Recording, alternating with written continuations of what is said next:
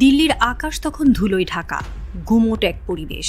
অজিত দোভাল ধীর পায়ে তার ব্যক্তিগত অফিসের জানালার কাছে গিয়ে দাঁড়ালেন। হাতে ধরা ছোট্ট রিমোটের বোতামে চাপ দিতেই বিশাল স্ক্রিনে ফুটে উঠল একটি লাইভ স্যাটেলাইট ফিড।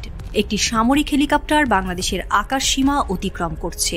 তার ভেতরে যিনি বসে আছেন সেই চেহারাটা স্পষ্টই দেখা যাচ্ছে, শেখ হাসিনা। দোভালের ঠোঁটের কোণে এক অসন্তুষ্টির ছাপ ফুটে উঠল। এমনটি হওয়ার কথা ছিল না।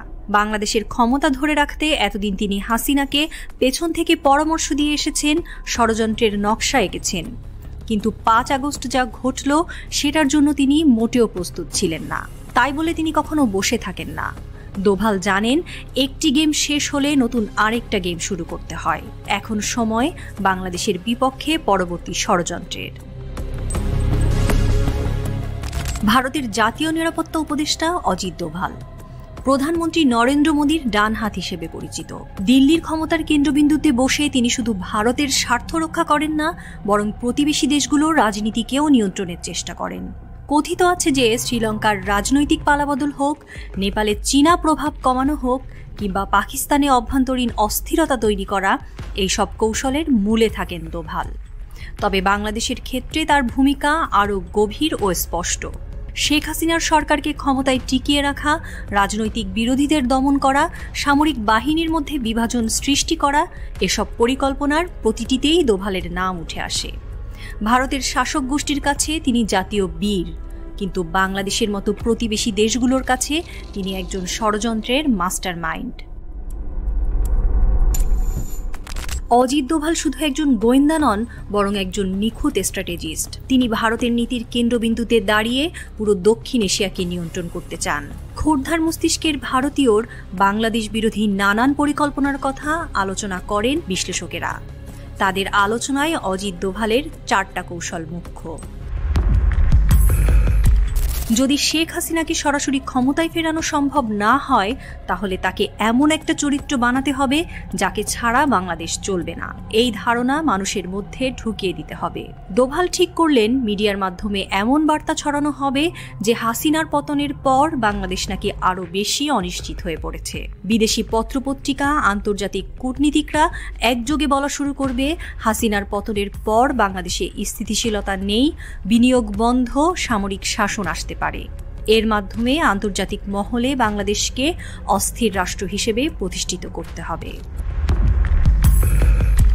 বাংলাদেশের গার্মেন্টস খাত, বিদ্যুৎ, ওষুধ, টেলিকম সবখানেই ভারতীয় কোম্পানির আধিপত্য রয়েছে।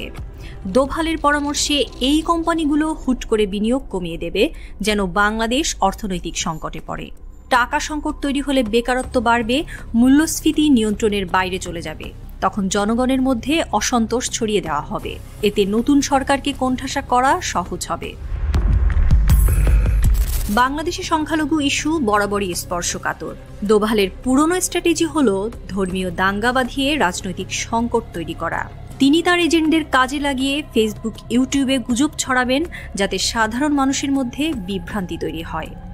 ছোটখাটো দাঙ্গা বাঁধিয়ে পরিস্থিতি এমন করা হবে যে বিশ্ব মিডিয়া বলতে বাধ্য হবে বাংলাদেশে এখন সাম্প্রদায়িক উত্তেজনা ভয়ঙ্কর রূপ নিয়েছে।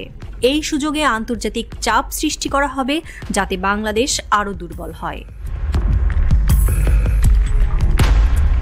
দোভালের পরিকল্পনা শুধু শেখ হাসিনার জন্য নয়, তার লক্ষ্য আরও গভীর। এখন যেহেতু হাসিনা সরাসরি ফেরার সুযোগ পাচ্ছেন না, তাই অন্যান্য বিরোধী দল ও রাজনীতিবিদদের ব্যবহার করা হতে পারে।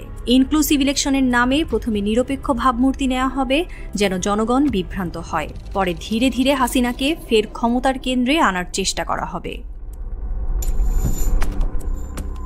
শেখ হাসিনা দিল্লিতে পৌঁছানোর পরই ভারতীয় গোয়েন্দা সংস্থার গোপন এক নিরাপত্তা কেন্দ্রে নিয়ে যাওয়া হয় তাকে। সেখানেই দেখা হয় অজিত দোভালের সঙ্গে।